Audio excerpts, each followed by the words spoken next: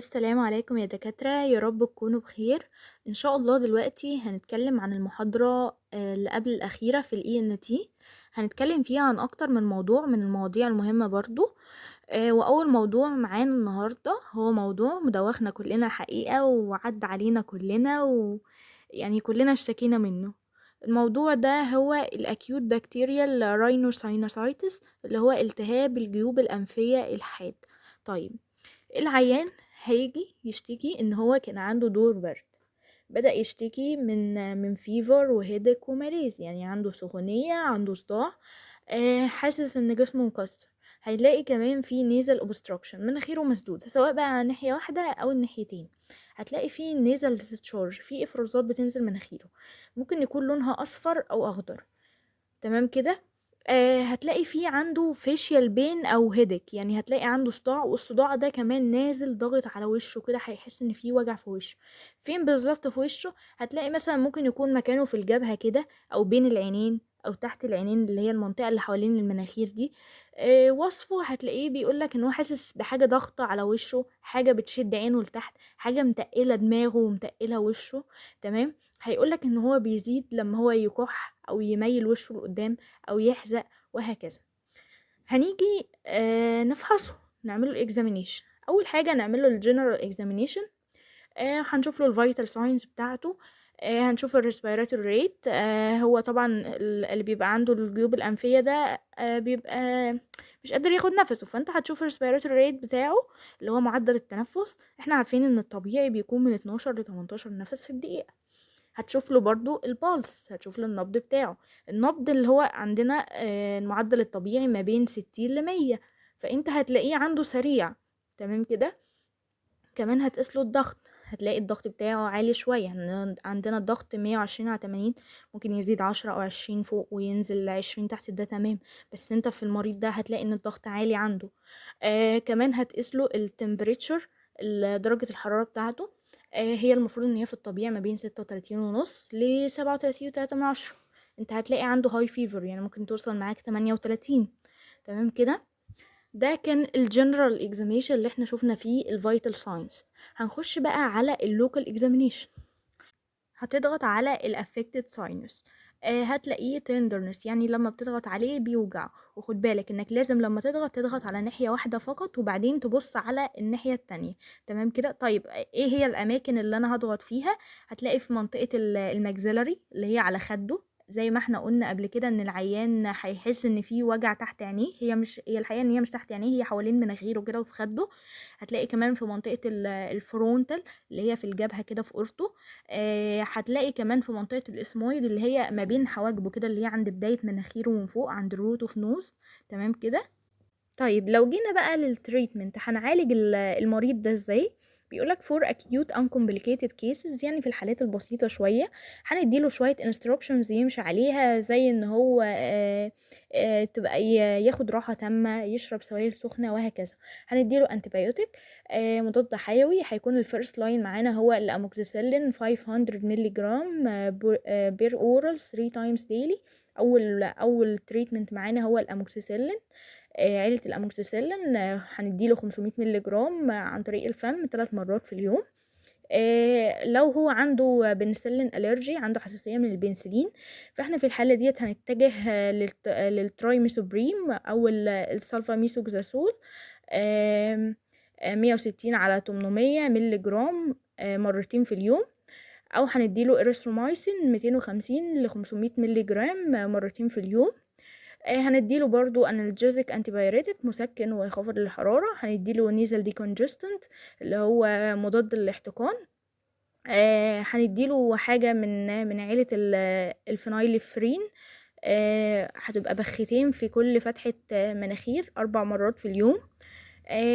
لو بقى الحالة بقت ريزيستنت او بترجع لها كل شوية، فاحنا هنديله سترويد نيزل سبراي، وهنخليه يعمل ستيم انهاليشن، يعني اللي هو استنشاق البخار ده.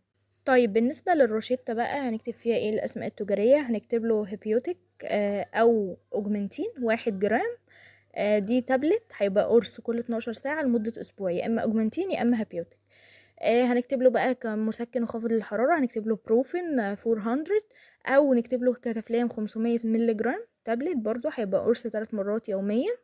هنكتب له أتروفين Adult Nasal Drop هتبقى نقطتين في كل فتحة أنف كل 8 ساعات لمدة 5 أيام. هنكتب له على بيكلو أو بيكلوزون برضه nasal spray هتبقى بختين في كل فتحة أنف مرتين يوميًا لمدة أسبوع. بالنسبة للinstruction اللي هيمشي عليها زي ما قلنا راحة تامة، يشرب سوائل دافية كتير، يعمل كمادات دافية على الaffected sinus زي ما قلنا بقى لو هي في منطقة الجبهة أو لو في المنطقة اللي هي عند الخدود دي في الماكسيلاري أو حتى عند الأسمويد. هيعمل كمادات دافية ويمشيها عليها. ولو عنده حساسية أصلا حساسية أنف لازم ياخد العلاج بتاع الحساسية بشكل منتظم. كده نكون خلصنا أول موضوع معانا والحقيقة كان موضوع مهم جدا. دلوقتي هندخل على تاني موضوع معانا وهو السيزونال allergic rhinitis اللي هو حساسية الأنف الموسمية. اما تيجي تاخد هيستوري من العيان هيقولك ان هو بتجيله recurrent attacks اللي هي نوبات يعني من الاتشنج. بس اتشنج فين يعني بيهرش فين؟ هيقولك ان هو سقف الفم بتاعه بياكله فبيبقى عايز يهرش فيه بلسانه.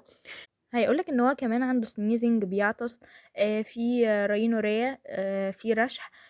كمان ان هو بيكون بين الاتاكس ديت او بين النوبات دي هو completely normal مفيش حاجة.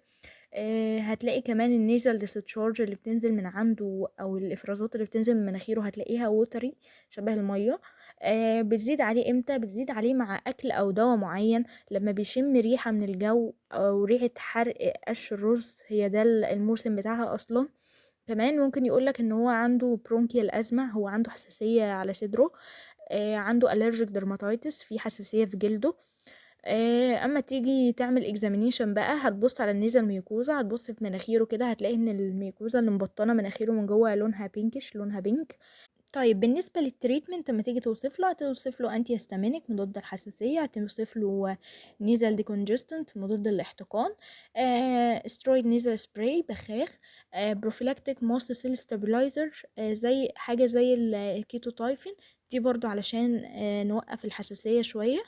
اما تيجي تكتب له في الروشتة تكتب له زيرتك او لورانو تابلت. ده هيبقى قرص قبل النوم لمدة اسبوع. تكتب له كمان اتروفين ادلت نيزل دروب نقطتين في كل فتحة انف كل 8 ساعات لمدة 5 ايام. بيكلو او بيكلوزون نيزل سبراي بختين في كل فتحة انف مرتين يوميا لمدة اسبوع. هتكتب له كمان مونتيكال 10 مللي جرام. هتبقى دي تابلت هتبقى قرص مرة واحدة مساء لمدة شهر او ممكن تستبدلها بسبراي اللي هي نيزوتال سبراي بخاخ مرتين يوميا لمدة شهر او اثناء موسم الحساسية عموما. كمان هتكتب له على نيزل كلين او الك مصري ساشيت دي حاجة شبهها غسول كده. بتبقى بتحطها نص كوباية مية على كيس منها بس المية تكون دافية وتغسل بيها الأنف مرتين يوميا. هنقوله على instructions يمشي عليها اللي هي تعليمات يمشي عليها يعني يبقى بلاش الملابس الخفيفة بالليل يتقل بالليل. بلاش برضو النوم من غير غطا ده غطا كويس. بلاش يتعرض لتيارات هواء أو أتربة أو غبار في المواصلات. ويشرب سوائل دافية كتير.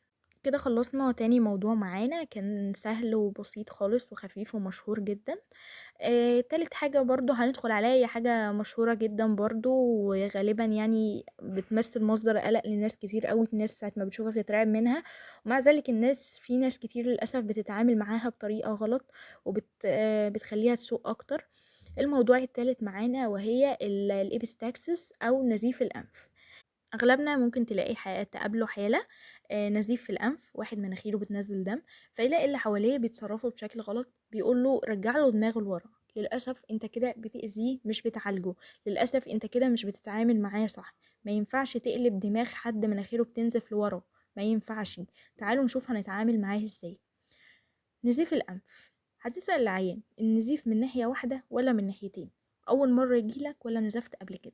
لأن هو غالبا لو هو يونيلاترال لو هو من ناحية واحدة فده هيكون سببه لوكال ديزيز يعني مثلا ممكن يكون مخبوط متعور في مناخيره في الناحية ديت وهكذا. لو هو بايلاترال فهتلاقيه يعني لو هو جاي من ناحيتين فده غالبا هيكون بسبب سيستميك ديزيز يعني مرض في الجسم عموما حاجة مثلا شبه اللي هي الهيباتيك ديزيزز مشاكل في الكبد هايبرتنشن عنده ضغط. انت بتسأله وبتقوله حضرتك مريض كبد حضرتك مريض ضغط. آه عنده مثلًا هيموفيليا أو أي مرض من أمراض الدم، أو عنده نزيف في مكان تاني في جسمه، بياخد aspirin أو heparin، أو بياخد مثلًا حقن الكليكسان اللي هي اللي تحت الجلد دي، اللي هو بتاخد أدوية للسيولة عمومًا، بتاخد aspirin. وبرضه بتسأله لو هو في تروما، لو اتخبط، تمام كده. بتسأله برضه كمية الدم اللي نزلت منك قد إيه، ربع كوباية، نص كوباية، لأن في ناس برضه بتبقى بتهوّل، بتبقى نقطة دم وتقول لك أنا مناخيري نزفت، تمام كده.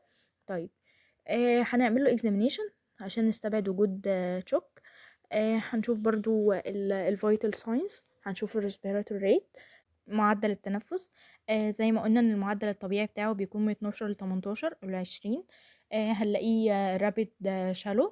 هنعد البولس، النبض بتاعه، هنلاقي عنده rapid weak pulse، احنا قلنا البولس طبيعي من 60 ل100. هنقيس البلاد بريشر بتاعه، هنلاقي عنده hypotension، هنلاقي ضغطه واطي. كمان هنقيس التمبريتشر، وهنبص على السكين بتاعته، هنلاقيها بيل وسويتي، يعني هنلاقيها شحبة وعرقانة، تمام كده. بالنسبة للinvestigations اللي هنطلبها منه، هنطلب منه coagulation profile، اللي هو التحليل بتاع التجلطات. هنطلب منه liver function، وظائف كبد. هنطلب منه CBC، صورة دم كاملة. وكمان هنطلب منه CT nose and sinus، هنطلب منه أشعة على مناخيره والجيوب الأنفية، تمام كده. طيب بالنسبة للتريتمنت، التريتمنت أهم حاجة إن أنت تعمل له resuscitation، وبعد كده هتعمل له refer to specialist. طيب لو أنا في الاستقبال هتعامل معاه ازاي؟ اول حاجة لو هو mild bleeding هتاخد منه rapid history. هتسأله عن الأونست والديوريشن، النزيف ده من امتى، ونزفت دم قد ايه تقريبا، وقعد وقت قد ايه وكده. هتسأله برضو لو هو عنده مرض من الأمراض اللي احنا قلنا عليها، سواء hepatic hypertension الحاجات ديت، أو لو بياخد دراج قلنا زي أدوية السيولة والحاجات دي برضو. هتسأله برضو لو في history of trauma، لو اتخبط. هتقعد العيان، هتخلي راسه لقدام، هتميل راسه لقدام، مش ورا زي ما المعتاد وزي اللي احنا عارفينه، لا هتميل راسه لقدام. والعيان هيمسك اللي هي الفليشي بارت اوف نوز، الحته الطريه اللي في مناخيره من قدام دي، بصوابعه لمده 10 دقايق، تمام كده. هتعرف العيان ان هو ما يبلعش اي دم، تمام كده. لو النزيف وقف يبقى كده تمام، خير وبركه، وهنمشي العيان بعد 30 دقيقه، بعد نص ساعه.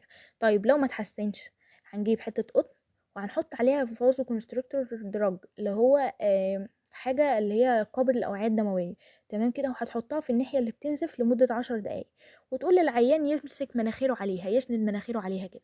طيب لو مفيش ضغط، هتحط في القطنه ديت ايه هو الفازو كونستريكتور اللي هتحطها فيه؟ هتحط له ادرينالين، تمام كده. طيب لو هو مريض ضغط، هتحط له افيدرين. وممكن كمان تستخدم اتروفين نزل دروب، بس هيبقى تأثيرها اقل شويه، تمام كده.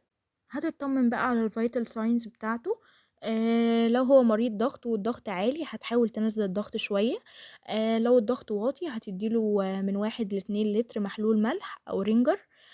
لو ما تحسنش، هتستدعي نايب ال ENT، لأنه هيحتاج كوتري أو بيكنج. وطبعا عشان ما نطولش مدة الفيديو، احنا قلنا في الفيديو اللي فات البيكنج بتعمل ازاي، تمام كده. طيب ده لو كان في حالة ان هو mild bleeding. طيب لو العيان ده نزف كتير ودخل معايا في هايبوفوليميا، هتصرف معاه ازاي؟ اول حاجة هعمله resuscitation. بعد كده هستدعي نايب الانف والاذن، وهركب له لارج كانيولا، وهنسحب دم علشان نعمل حاجتين. اول حاجة هنعمل CBC، تاني حاجة هنعمل كروس ماتشنج، ده عشان الفصائل يعني. بعد كده هتديله صلاين او رينجر لاكتيت.